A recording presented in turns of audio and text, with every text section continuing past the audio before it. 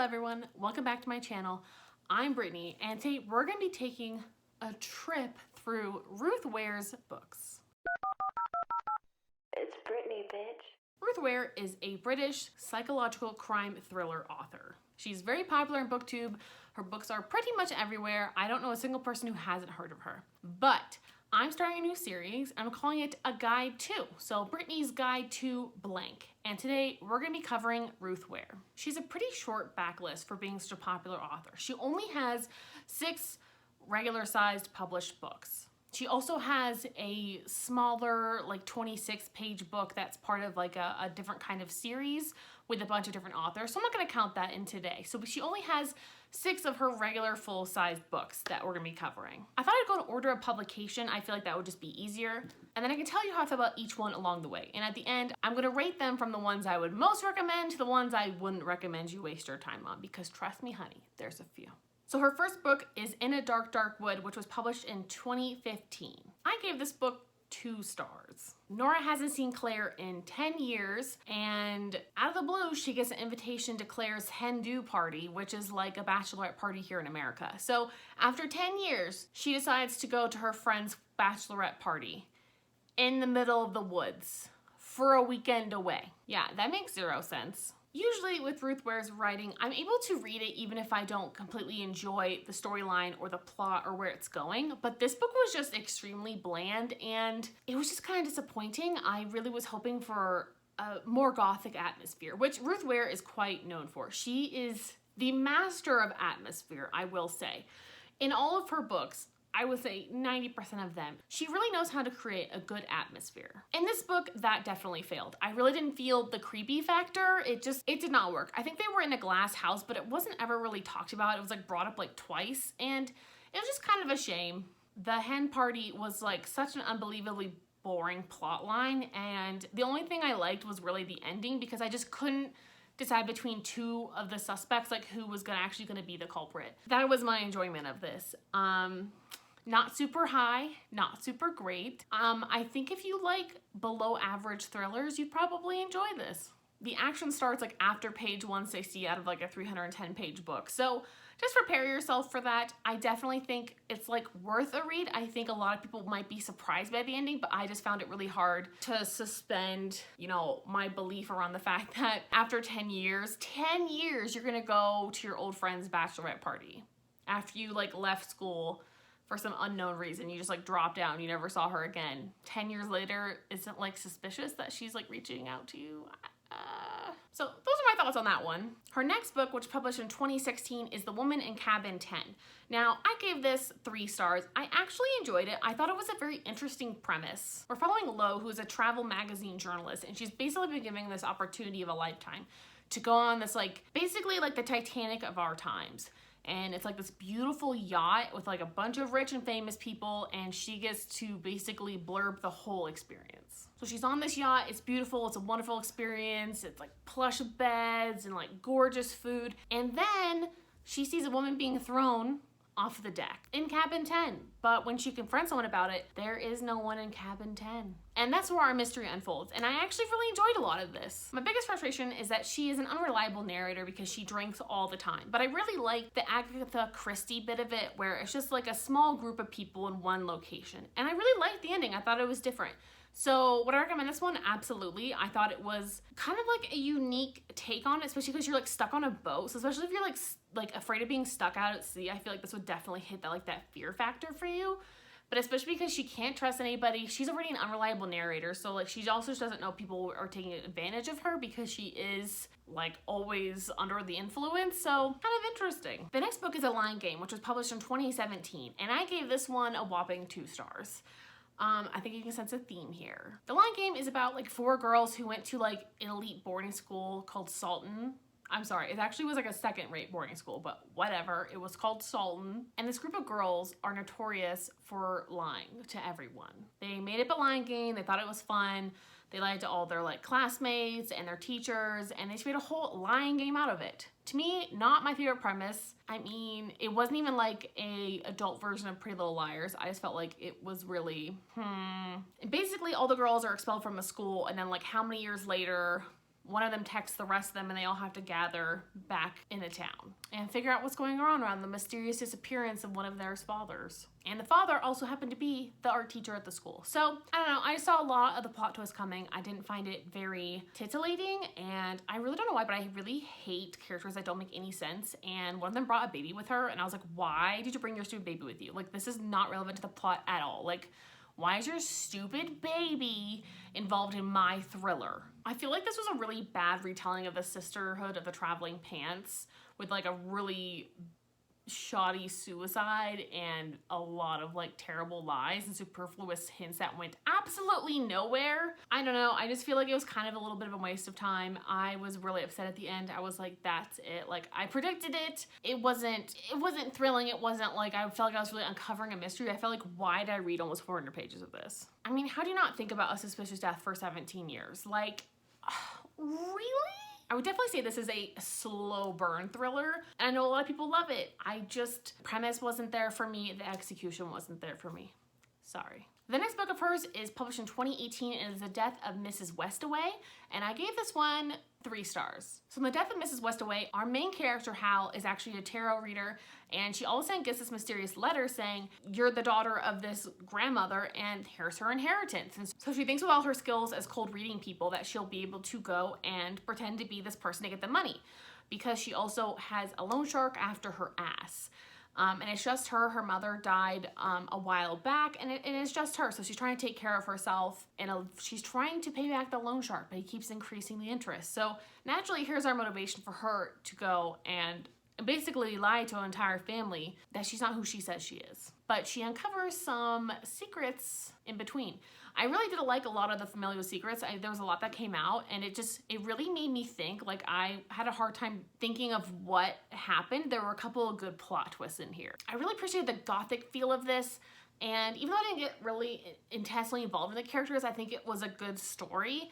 And I do wish her plot twist kind of went to other bits. Like, I feel like there were some really good ones, but they didn't lead anywhere exciting. And the ones that did lead somewhere, I was like, oh. I also kept confusing a lot of the family members, especially her uncles. Like, I really could not keep certain people straight, like, at all. And again, I really hate novels where it takes 20 years for you to begin to question what happened 20 years ago, and it's built on like miscommunications. I just really hate that trope. I mean, if you were lied to 20 years ago and then all of a sudden you're finding stuff out 20 years later, like, that is a very different story than like just complete communications all the time. Like, you never actually went to go look it up. You never like investigated. You just accepted it. You know what I'm saying? I think if you like the movie Knives Out, you would actually really enjoy this book because it had very Knives Out vibes about this. There's like a lot of family members and you don't know who to believe and who you can trust, and if the information you're receiving is correct, and like, is she actually related? Is she not related? You know, who was her mother? There are a lot of questions that come up in this.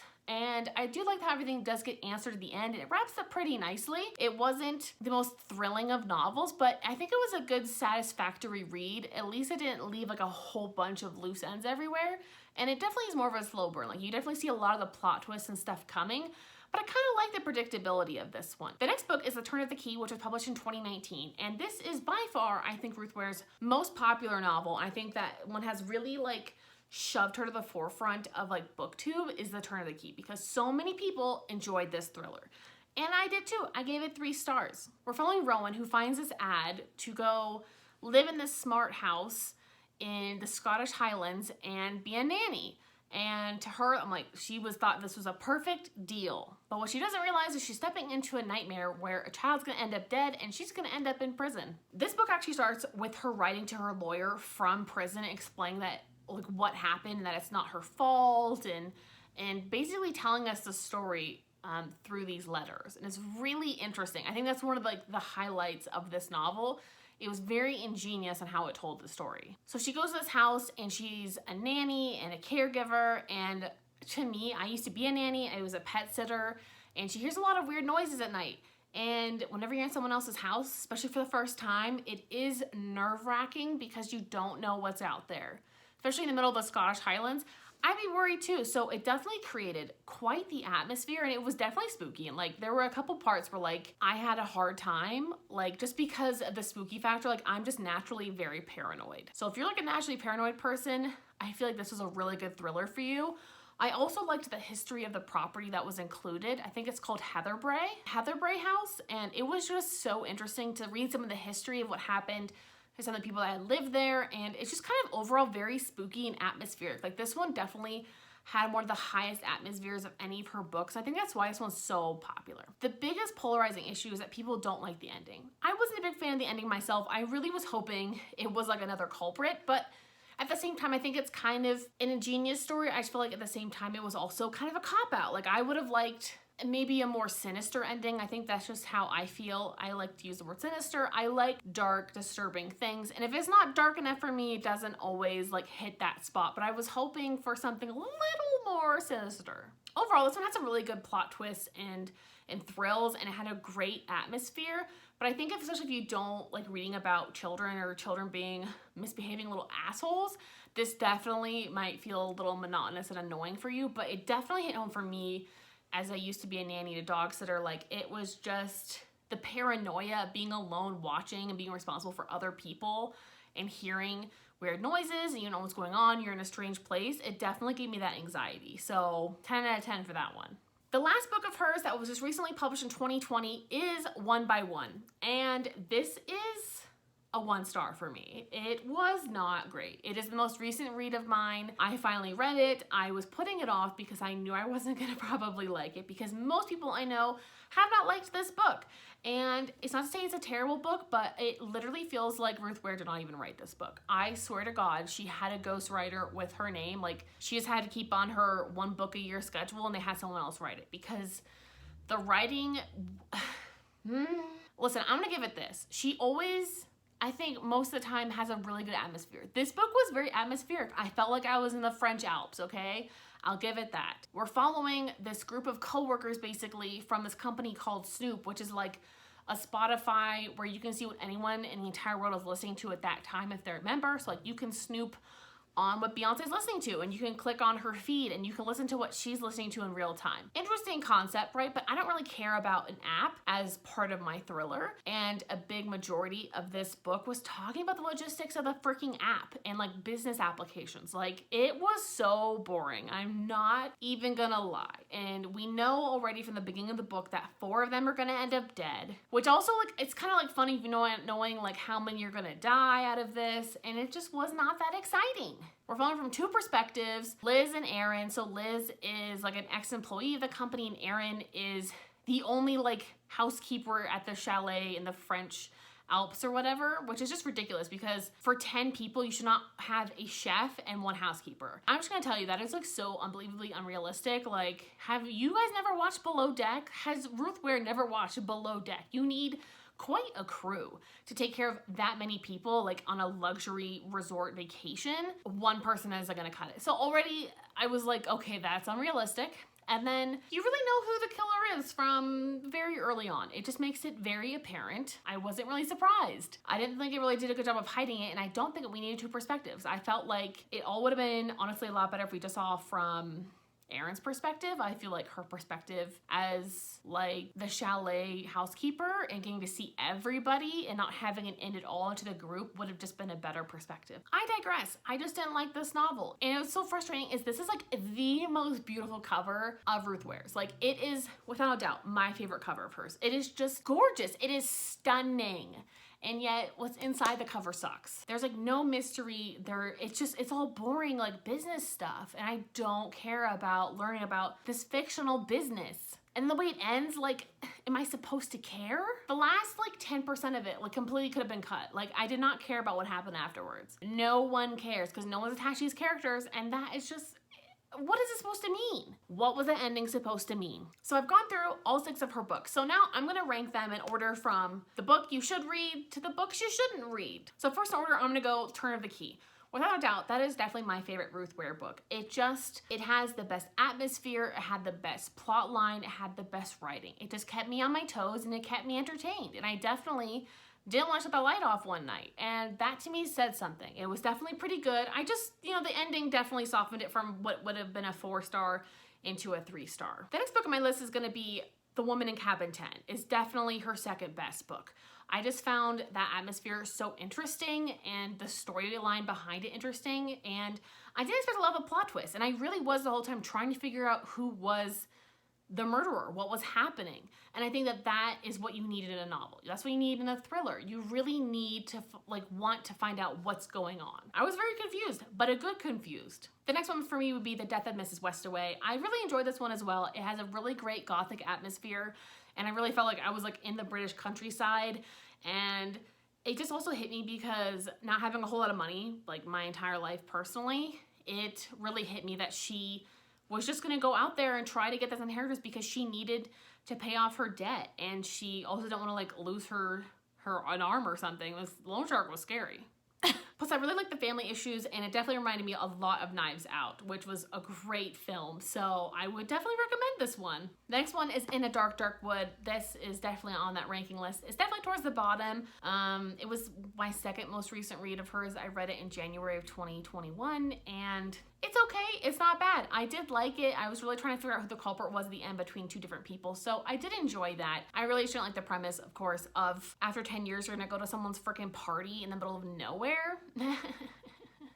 No. Second to last is The Lying Game. I just didn't really like this book. I thought it was pretty boring. I didn't like the storyline. I didn't care about the girls. I really don't care about a bunch of girls who lie for fun. Like, it just did not entice me at all that these like teenagers thought lying was fun. I don't know. It just really didn't sit right with me, like maybe morally. I just thought it wasn't very interesting of a story. And I just kind of saw a lot of the plot twists and turns like a mile away, and the ending, like crescendo, was just so dumb. And of course, the last book I would ever recommend by Ruth Ware is One by One. And it is such a shame with the most beautiful cover in the world, but I literally had to skim some parts of this. And usually with Ruth Ware, I can get through her writing within a few days. I enjoy it. I think she has a perfect atmosphere for a lot of like good travel reads. And if you're on a plane, like if you're in an airport and you see a Ruth Ware book, I would definitely recommend it.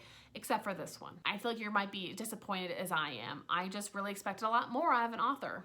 Even an author who the highest I've ever given 3 stars to, I just expected a lot more out of. Usually I can read her stuff and it makes a lot of sense and I like the storylines, or I at least like the way she's telling something, or I can attach myself to her character, but this book had absolutely none of that for me, especially because I saw right through it, all the characters were so hard to remember because there's so many of them too, and only like 2 of them really stick out to you, and we're not even following their perspectives. Like, what is the point? So anyways, thanks for listening to my 6-book rant about Ruth Ware. I'll definitely be reading anything that she puts out in the future. I definitely like have high hopes for her. I really think that she could have the turn of the key for me that is actually a 4-star with an ending I enjoy, because I don't have anything against Ruth Ware. I like her writing, I like her style, but there are definitely some books of hers I kind of wish I would have skipped, but at the same time they just kind of worked for me. So do with that what you will. Thank you for watching. I'll talk to you guys next time. If you have any more authors you'd like me to review, let me know. I have a couple planned that I've actually read their entire backlist, but there's a lot of authors I haven't because some people have very large backlists. So